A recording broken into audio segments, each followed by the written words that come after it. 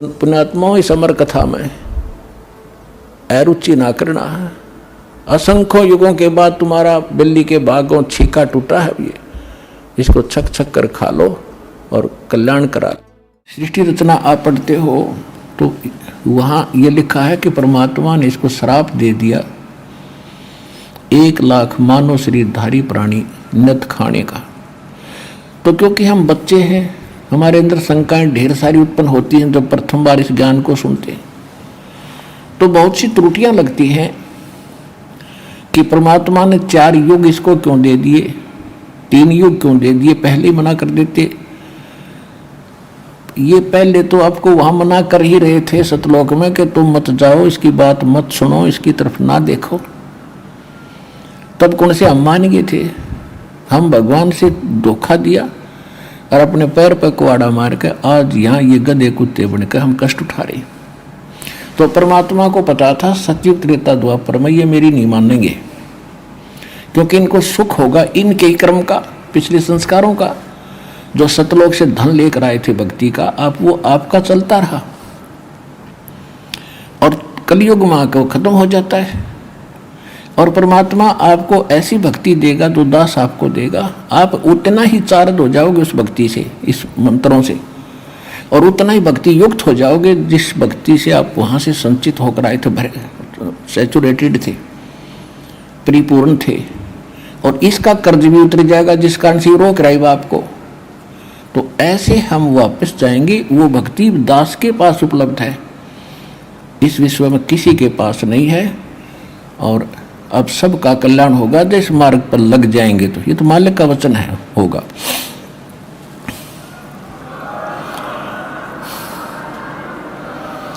तो सतयुग त्रेता द्वापर में हम घने दुखी नहीं थे, वातावरण बढ़िया था, तगड़े तगड़े शरीर थे, लंबी लंबी आयु थी, स्वस्थ शरीर था, मृत्यु कुदे कुदे हुआ करती। तो कहने का भाव ये है कि अब परमात्मा को मालूम था कि जब इनकी बैटरी डिस्चार्ज हो जाएगी, पुण्य कति खत्म हो जाएंगे। और जिन साधनाओं को ये सतयुग त्रेता में कर रहे थे उस समय उनको सुख हो रहा था, उनसे ऐसा लग रहा था, उनसे सुख नहीं हो रहा था, वो तो आपके संस्कार ही मिल रहे थे। अब कलयुग में परमात्मा को मालूम था काल जो है, अब काल ने क्या कहा था कि कलयुग के अंदर, हाँ ये प्रसंग बाद में सुनाएगा दास आपको। तो प्रसंग ये चल रहा है कि सतयुग त्रेता द्वापर में आप इतने दुखी नहीं होते, इसलिए भगवान से दूर रहते हैं। और जो साधना आप कर रहे होते हो उनसे ये सोचते हो कि इसी से मुझे लाभ हो रहा है। और अब आपको जो साधना भी कर रहे हो और उससे लाभ नहीं हो रहा, क्योंकि पहले तो आपके पुण्य थे वही फल रहे थे, आप सोच रहे थे इससे साधना से हो रहा है। अब क्या किया काल ने? जब परमात्मा ने कहा काल से कि मैं नीचे जाऊंगा, तेरी पोल खोलूंगा और सबको यथार्थ भक्ति यथार्थ ज्ञान बताऊंगा, सच्चे भगवान के बारे में जानकारी दूंगा और सबको नाम दे करके वापस पार करूंगा, इसलिए मैं नीचे जाऊंगा। तो काल कहते हैं एकदम इतना मेरे ऊपर टूट कर पड़ा। धर्मदास जी को बता रहे हैं परमात्मा कबीर जी। तो मैंने धर्मदास सतनाम का सिमरन शुरू कर दिया और उस सतनाम के सिमरन से ही उस पर इतना बुरा अफेक्ट हुआ कि इतना भयंकर रूप धारण करके मुझ मेरी तरफ चला था। वो एकदम ऐसे गिर गया जमीन पर जैसे पक्षी के पंख कट जाया करते हैं, पड़ा पड़ा तड़पता है, वो विवश हो जाता है उड़ने में। ये स्थिति आ गई, ऐसे बिलख रहा पड़ा एक सिमरन का इतना असर हुआ उस पर।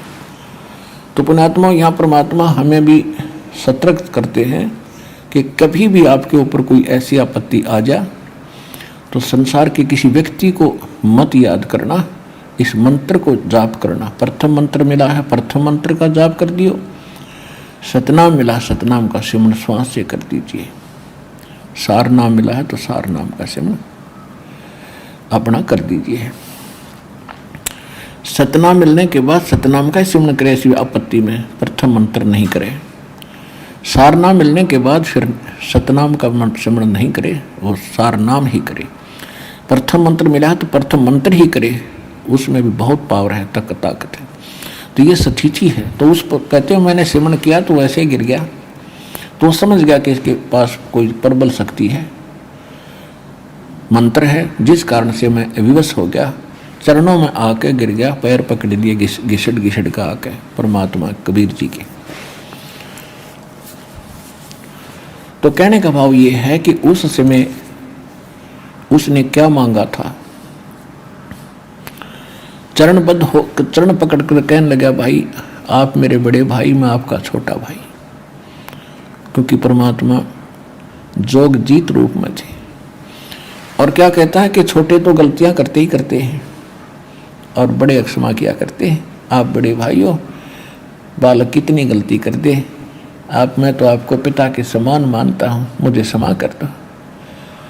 बुरी तरह गिड़गिड़ाने लगा। कबीर साहब परमात्मा कहते हैं मैंने उससे कहा कि ठीक है, क्षमा कर दिया।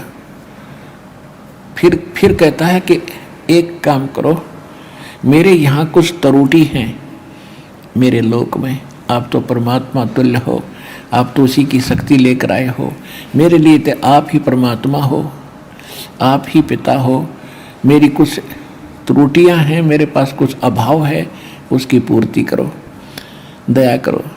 परमात्मा बोले बोल भाई क्या मांगे, ऐसे नहीं वचनबद्ध हो जाओ। परमेश्वर कबीर जी वचनबद्ध हो गए।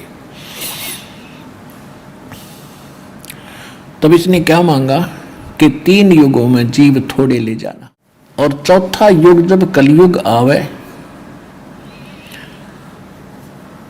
तब तो शरण जीव बहुत जावे। ऐसा वचन हर मोय दीजे, तब तुम गमन संसार ही कीजिए। कि 3 युग में जीव थोड़े जा और चौथे युग में आप कितने जीव ले जाना। परमात्मा बोले भाई ठीक है, चल ऐसी मान लेंगे, हम तो कलयुग में ले जाएंगे।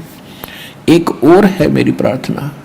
परमात्मा बोले बोलो क्या है, कि आप अपना ज्ञान बताकर ले जाना। जो आपके ज्ञान को माने आपके, और आपके ज्ञान को ना माने वो हमारे, आप बलपूर्वक ना ले जाना। परमात्मा को पता था कि बलपूर्वक वहां कोई ले जाया गया डट्टे भी को नहीं, वहां रुक भी नहीं सकते जब तक ये ज्ञान हृदय में नहीं समा होगा। परमेश्वर की वाणी है कि ज्ञान संपूर्ण हुआ नहीं, हृदय नहीं छदाए, और देखा देखी भक्ति का यूं रंग नहीं ठहरा। तो परमात्मा ने तथास्तु कर दी, किया भी बात तेरी मान ली।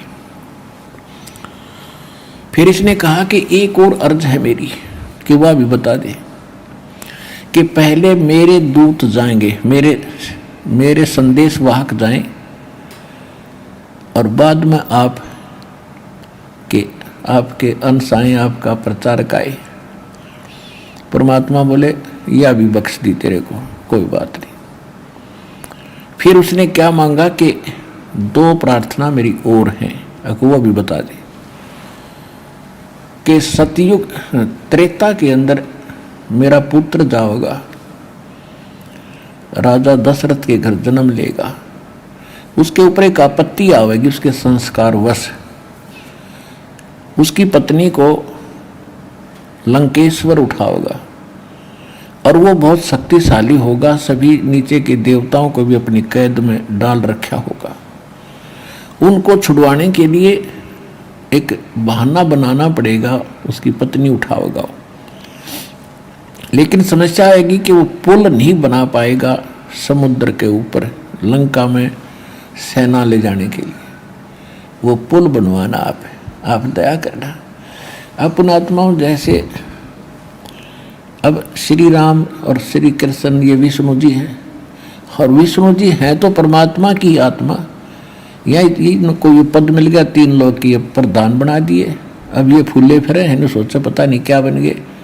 इनकी मृत्यु के बाद ये 84 लाख योनियों में आप जैसे प्राणियों के रूप में घूम रहे होंगे यहाँ पर। अब यह सब क्या भूल पड़ी। परमात्मा कहते मेरे साथ 2 भाई, मैंने सब जग भूला पाया, सब क्या भूल ला गिरी। एक ना भूला, दो ना भूले, और भूली सब संसारी, और ब्रह्मा विष्णु महेश देख लो तीनों देवा गरबारी। ये सांग दचाई बैठे, ब्याह करवा के बैठे, जैसे हल्लाएं को नहीं यहाँ से, अरे इनकी आयु फिक्स्ड है। तो कहने का भाव ये है, तो ये आत्मा परमात्मा की है। जब ये दुखी होती है तो वही आकर इनकी मदद करता है।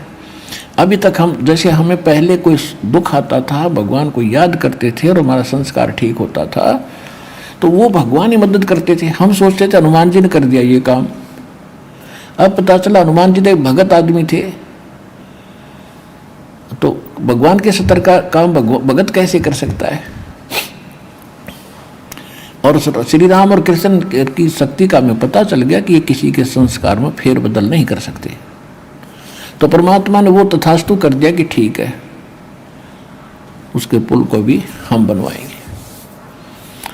फिर उसने फिर प्रार्थना की कि द्वापर के अंदर मेरा पुत्र यही विष्णु श्री कृष्ण रूप में जाएगा, और वो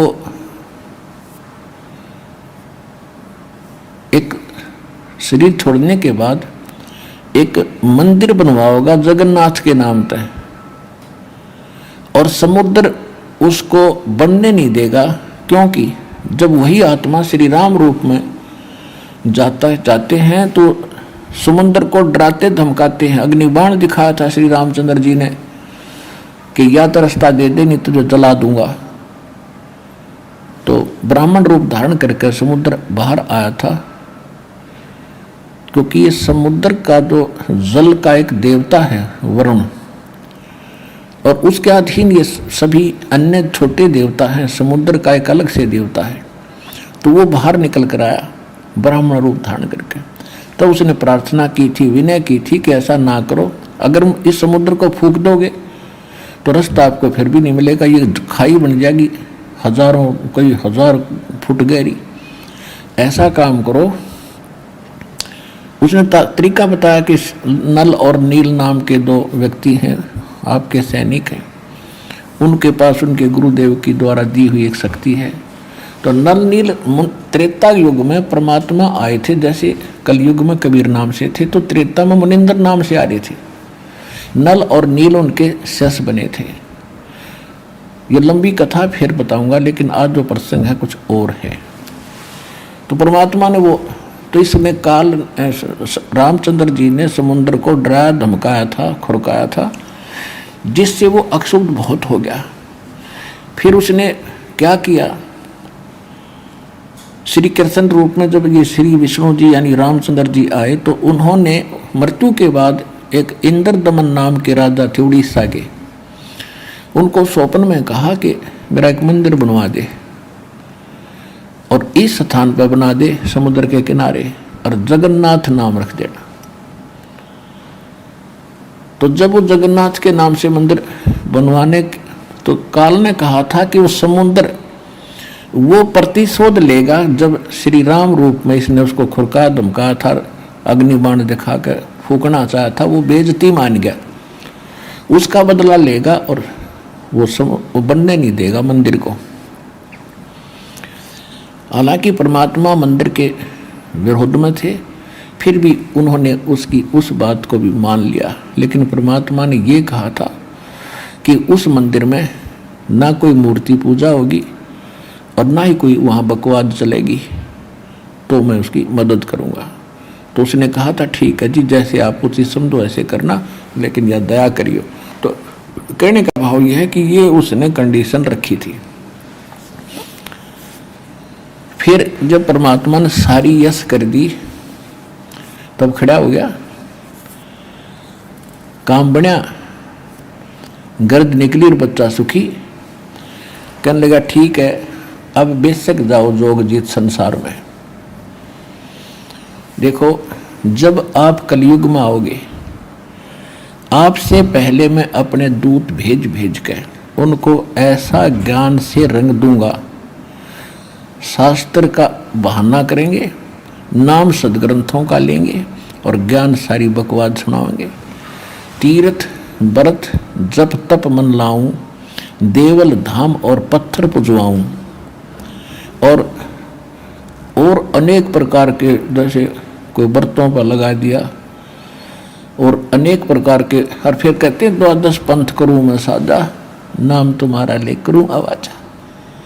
और उन 12 पंथ नाम जो ले ही हमरे मुख में आन समोई, उन 12 पंथों में जो भी नाम लेगा दीक्षित होगा, जो कलयुग में चलाऊंगा, तो वो सभी मेरे ही मुख में आएंगे। जावो जोग जीत संसारा, जीवन मन कहा तुम्हारा, जीव तुम्हारा कहा न माने, हमरी ओढ़ हो बाद बखाने। कि जीव तुम्हारा कहा नहीं मानेंगे और मेरी तरफ खड़े होकर के, यानी मेरे वकील बनेंगे और तेरे साथ वाद विवाद करेंगे।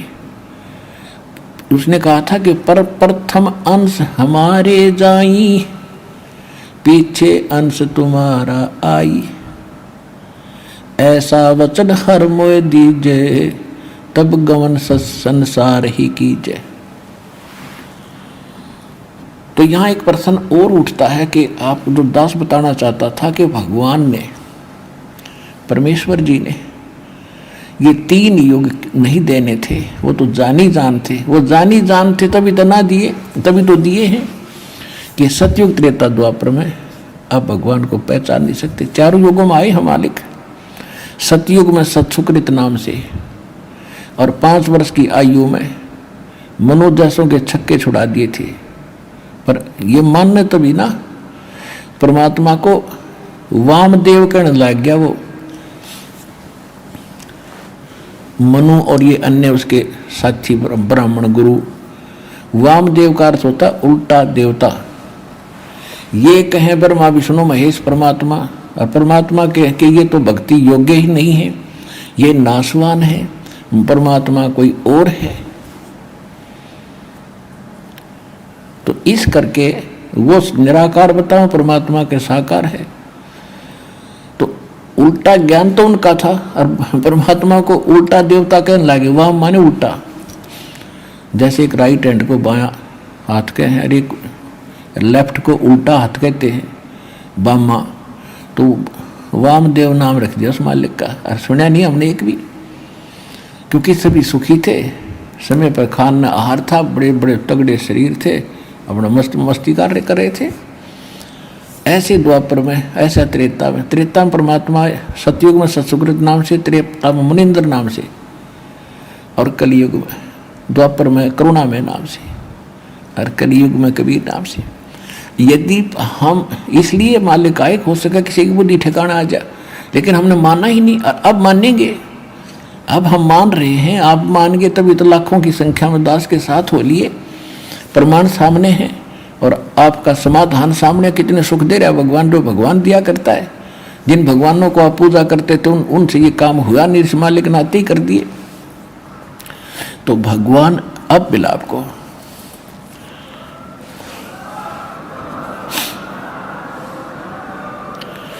सतयुग में सत सुकृत कह टेरा, त्रेता नाम मुनिंदर मेरा, द्वापर में करुणा में कहाया, कलयुग नाम कबीर धराया।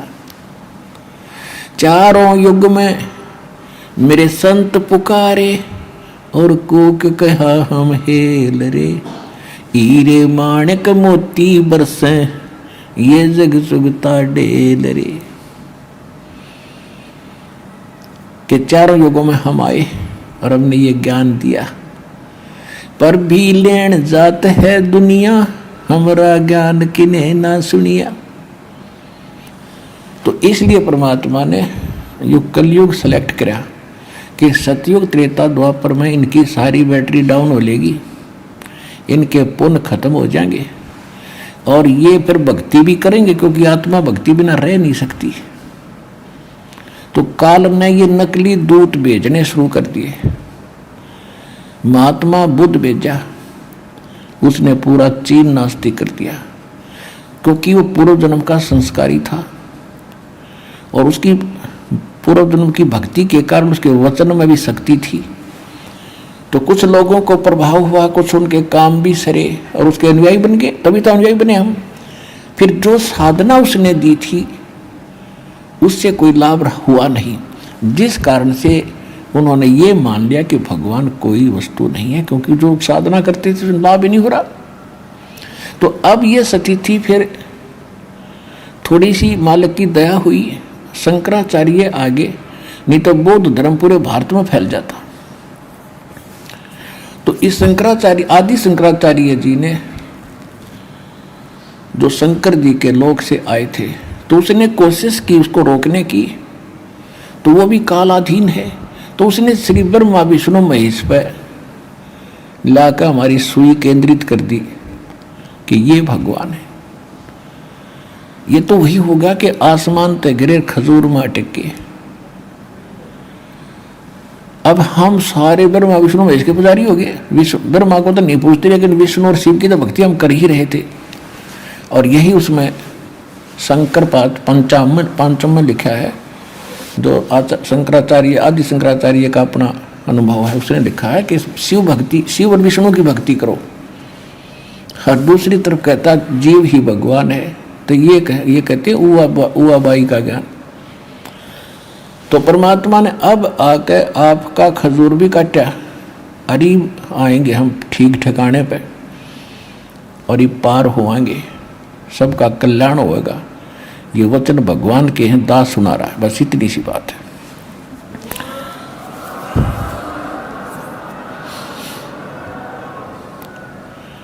अब इसने जो दास आज प्रसंग सुनाना चाह रहा है वो ये है कि 12 पंथ करूं मैं साजा, नाम तुम्हारा ले करूं आवाजा। 12 पंथ नाम जो ले ही, वो मेरे मुख आन समोही। और अनेक पंथ चलाऊं, या विद जीवों को बरवाऊं। अब 12 पंथ तो ये कबीर साहब के नाम से चले हैं, गरीबदास पंथ तक। उसके बाद ये राधा स्वामी पंथ, ये पक्का काल का एजेंट था ये शिवदयाल जी। इनका कोई गुरु नहीं। और परमात्मा क्या कहते हैं, गुरु बिन माला फेरते, गुरु बिन देते दान, गुरु बिन दोनों निष्फल हैं, चाहे पूछो वेद पुराण। और अधिक जानकारी वसंत रामपाल जी महाराज जी से निशुल्क नाम दीक्षा प्राप्त करने के लिए संपर्क करें। हमारे संपर्क सूत्र है 8222880541, 8222880542। आप नीचे स्क्रीन पर दिए गए हमारे अन्य नंबरों पर भी संपर्क कर सकते हैं। विजिट करें हमारी वेबसाइट पर। हमारी वेबसाइट है www.jagatgururampalji.org।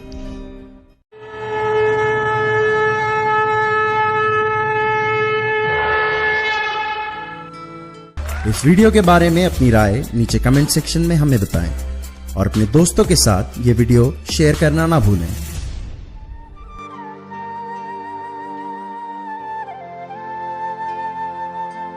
परमात्मा बंदी छोड़ कहते हैं भाई भक्ति करा करो गणी गणी।